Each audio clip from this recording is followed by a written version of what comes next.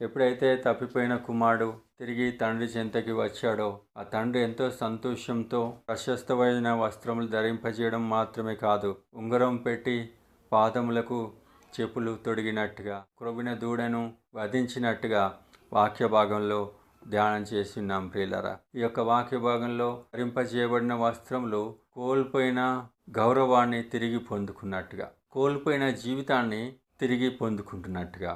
ఉంగరం అనేది అధికారానికి సూచనగా మనము భావించవచ్చు. అదేవిధంగా చెప్పులు తొడిగించడం అనగా దాసుడిగా కాదు, కుమారుడిగా అవకాశము కల్పించబడినట్టుగా మనము భావించవచ్చు ప్రియులరా.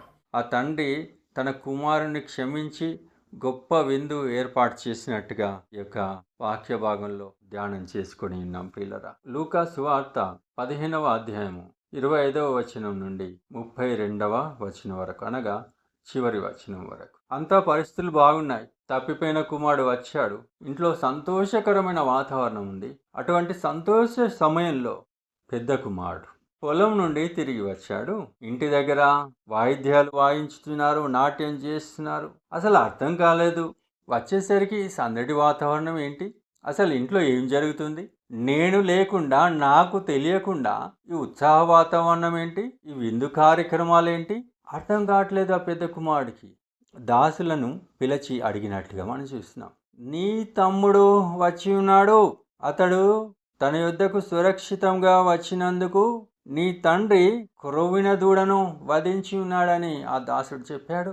ఆ దాసుడు ఆ మాట చెప్పిన వెంటనే ఆ పెద్ద కుమారుడు కూడా సంతోషించాలి కదా. అతడు సంతోషించలేదు. సమస్తం కోల్పోయి వచ్చిన కుమారుణ్ణి ఆహ్వానించడము ఈ పెద్ద కుమారుడికి ఇష్టం లేదు. ద్వేషించాడు, అసూయపడ్డాడు, ఆగ్రహపడ్డాడు. చూడండి, ఈ పెద్ద కుమారుడు ఇంతకాలం ఎవరితో ఉన్నాడు? తండ్రితోనే ఉన్నాడు. కానీ అతడి హృదయ ఆలోచన ఏ విధంగా ఉంది? ఆహ్వానించే మనస్తత్వము ఈ పెద్ద కుమారుడు లేదు ప్రియులారా. అనగా తండ్రితోనే ఉన్నాడు కానీ తండ్రి యొక్క గుణలక్షణాలు లేని వాడిగా ఉన్నాడు ఈ పెద్ద కుమారుడు. ఈ పెద్ద కుమారుడిలో ఉన్న గుణలక్షణాలు చూస్తుంటే విశ్వాసులుగా ఉంటూనే విశ్వాస జీవితంలో ఉండవలసిన ఆత్మీయ గుణలక్షణాలు లేని స్థితిలో ఉండేవారి జాబితాలో ఈ పెద్ద కుమారుడు ఉంటున్నట్టుగా మనం గమనించవచ్చు ప్రియులారా. ఆ పెద్ద కుమారుడు ఇంట్లోకి వెళ్ళడానికి ఇష్టపడలేదు.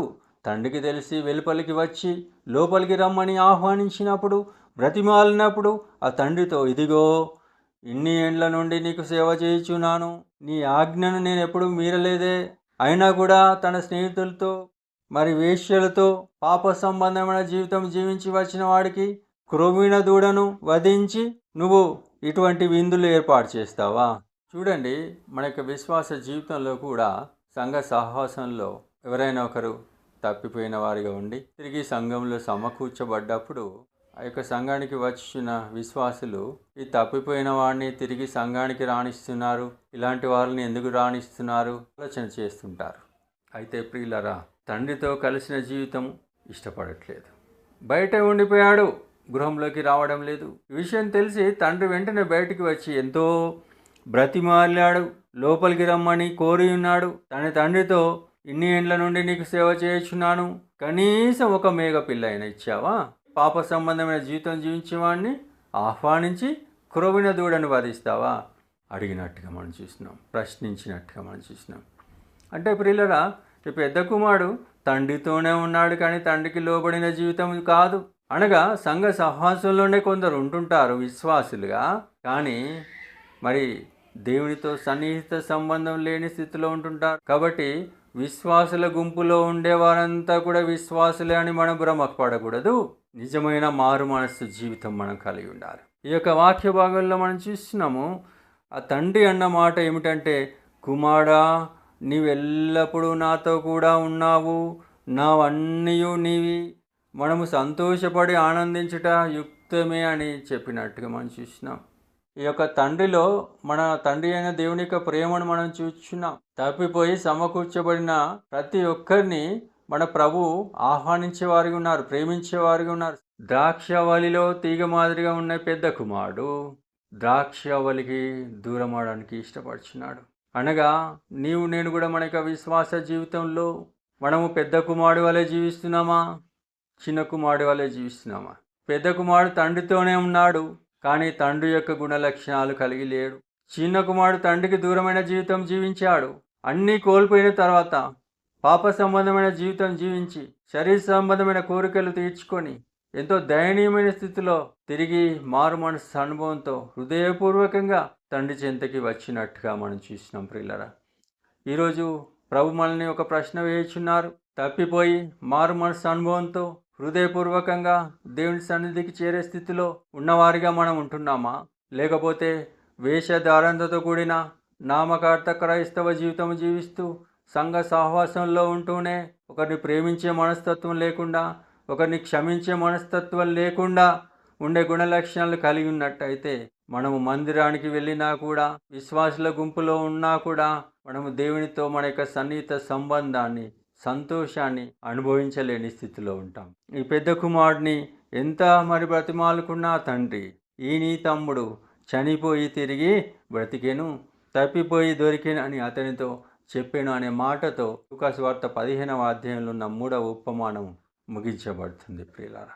ఆ తర్వాత పెద్ద కుమారుడు గృహంలోకి వెళ్ళాడా లేదా అనేది ఈ ఉపమానంలో తెలియపరచబడలేదు. అనగా ఆ పెద్ద కుమారుడు గృహంలోకి వెళ్ళలేదు, బయటే ఉండిపోయాడు.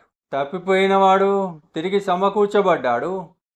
సమకూర్చబడిన స్థితిలో ఉన్నవాడు తప్పిపోయాడు. ఆలోచింపవలసిన విషయం ఏంటంటే, తప్పిపోయిన వాడు చిన్న కుమారుడు కాదు, పెద్ద కుమారుడు. ఎందుకంటే చిన్న కుమారుడు తండ్రికి దూరమైన జీవితం జీవించిన తిరిగి తండ్రితో సమకూర్చబడ్డాడు. పెద్ద కుమారుడు తండ్రితోనే ఉన్నాడు, కానీ హృదయాలోచనలు మాత్రము తండ్రికి దూరమైన జీవితం జీవిస్తున్నాడు. ప్రియులరా, ఈ యొక్క ఉపమానం ద్వారా మనం గ్రహించుకోవాల్సిన విషయం ఏంటంటే, పాపం అనేది మన యొక్క దేవునితో సన్నిహిత సంబంధాన్ని దూరపరుస్తుంది. పశ్చాత్తాపపు అనుభవంతో మారు మనసు జీవితం కలిగి ఉంటే తిరిగి మన దేవునితో మన యొక్క సంబంధాన్ని సమకూర్చుకోవచ్చు. మన ప్రభు ప్రేమతో హృదయపూర్వకంగా మనలను ఆహ్వానించేవారుగా ఉన్నారు. ఈరోజు నీవు ఈ తండ్రి యొక్క ఇద్దరు కుమారుల్లో పెద్ద కుమారుడిగా ఉన్నావా, చిన్న కుమారుడిగా ఉన్నావా అనేది ప్రభు ఈరోజు మిమ్మల్ని ప్రశ్నిస్తున్నారు. ప్రియులారా, ఇరువురి మనస్తత్వాల్లో ఏ మనస్తత్వం కలిగి ఉన్నావు? మొదటగా చిన్న కుమారుడి మనస్తత్వం మనకి ఇష్టం ఉండకపోవచ్చు, కానీ అతడు సమకూర్చబడ్డాడు. పెద్ద కుమారుడు తండ్రితోనే ఉన్నాడని, అతడు మంచివాడని మనం భావించి ఉండవచ్చు, కానీ అతడు ఎంతో అసూయ ద్వేషాలు కలిగి ఉన్నాడు. కాబట్టి మన యొక్క హృదయ ఆలోచనలు ఏ విధంగా ఉండాలో ఈ ఉపమానం ద్వారా గ్రహించుకోవాలి, సరి చేసుకోవాలి. నిజమైన మారు మనసు అనుభవంలోకి రావాలి. ఈ ఇద్దరు కుమారుల ద్వారా మనం నేర్చుకోవాల్సిన సంగతులు ఏమిటంటే, ఇద్దరిలో ఒకరు తిరిగి సమకూర్చబడ్డారు. తండ్రి యొక్క ప్రేమను ఈ యొక్క ఉపమానంలో చూసినాం. కుమారుడు యొక్క పశ్చాత్తాపపు అనుభవాన్ని ఈ ఉపమానంలో చూసినాం. నీవు నేను కూడా ఈ చిన్న కుమారులో ఉన్న నిజమైన పశ్చాత్తాపపు అనుభవం, నిజమైన హృదయపూర్వకమైన మారు మనసు అనుభవంలోకి వచ్చినట్టయితే మన ప్రభు మనకు కూడా నూతన జీవితం అనుగ్రహించబడుతున్నాడు. నూతన స్వభావం కలిగిన జీవితం జీవించడానికి అవకాశం ఉంటుంది. ప్రియులారా, నీవు నేను కూడా ఇతరులను క్షమించే మనస్తత్వం కలిగి ఉందాం. ఇతరులు సమకూర్చబడ్డప్పుడు వారిని ప్రేమపూర్వకంగా ఆహ్వానించే మనస్తత్వం కలిగి ఉందాం. అటువంటి గొప్ప ధన్యత ప్రభు మనకు అనుగ్రహించును గాక. ఆమేన్.